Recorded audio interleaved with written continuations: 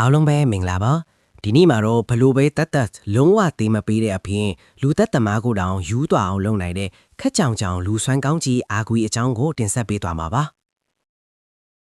ကော်ဖီဆိုင်မှာရေခဲတုံးကိုအားရပါရဝါစားပြလိုက်ရုံနဲ့တင်မင်းကလေးတွေကတကယ်ယောက်ျားဟိဆိုပြီးဝိုင်းအားပေးကြတဲ့အထိသူကနာမည်ကြီးတာပေါ့ဒါပဲနဲ့တကယ်တော့အာကွီဆိုတာခက်ဦးခက်ကြောင်ကြောင်နေတတ်တဲ့သူပါဒါကိုမနာလို့ဖြစ်ပြီးအာကွီကိုလွတ်ကြံဖို့လူသက်သမားတယောက်ရောက်လာပါတယ်အာကွီမန်ရှိမှအလှပင်နေတော့လူသက်သမားကစနိုက်ပါနဲ့အဝေးကနေလှမ်းပစ်လိုက်တာပေါ့အာကွီရဲ့ခေါင်းတောက်ကနေရန်မှာပန်းရောင်အနစ်တွေဆင်းသွားကမြင်တော့လူသက်သမားကတီးပြီးအမှတ်နဲ့ဝမ်းတာအားရအောင်ပွဲခံနေတာပေါ့ဒါပေမဲ့တကယ်တော့အာကွီကိုစောင့်ရှောက်နေတဲ့ Happy Ghost လူခေါ်ရဲ့ဝင်းရင်ခေါင်းကြီးကမျက်လဲပြပြီးကာကွယ်ပေးလိုက်တာပါအာကွီကတော့ဘာမှမဖြစ်ပဲအကောင်တိုင်းပါပဲလူသက်သမားဟာသူ့တင်နတ်ကိုအမိုက်ကားထဲလွှင့်ပစ်လိုက်ပြီးမှအာကွီအရှင်လက်လက်လမ်းလျှောက်လာတာကိုမြင်သွားတဲ့အခါမှာတော့တိုင်ပတ်ပါပြီးအမိုက်ကားတော်ကိုအသေးအတန်လိုက်ရပါတော့တယ်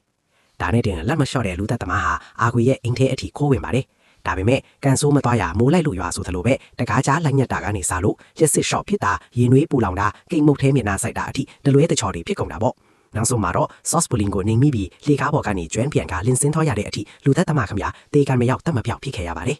တစ်ဖက်မှာလည်းအာကွေကိုအင်းထဲကိုတန်ချက်ကဝတ်ထားတဲ့တရေစုတကောင်ရောက်လာပါတယ်အချီနီမဟန်တော့တာကြောင့်အာကွေဟာသူ့ရီစားကိုကူပြောက်စေတဲ့မော်တောင်းတောင်းလီပြီးအကူညီတွားတောင်းခိုင်းလိုက်ပါတယ်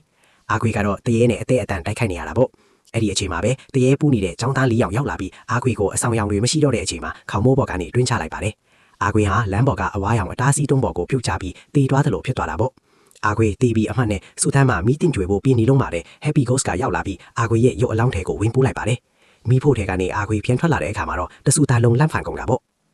ဆက်ရှင်ကအဲ့ဒီမှာတင်ကြမသွားပါဘူးတရားရုံးမှာဟိုចောင်းသားလေးရောင်ကိုလူတက်မှုနဲ့တရားဆွဲနေတော့အာကွေကခေါင်းမှာဖိအားနေဆွဲတဲ့ပလန်ချာကီတပ်ပြီးတရားရုံးထဲလမ်းလျှောက်ဝင်လာပါတယ်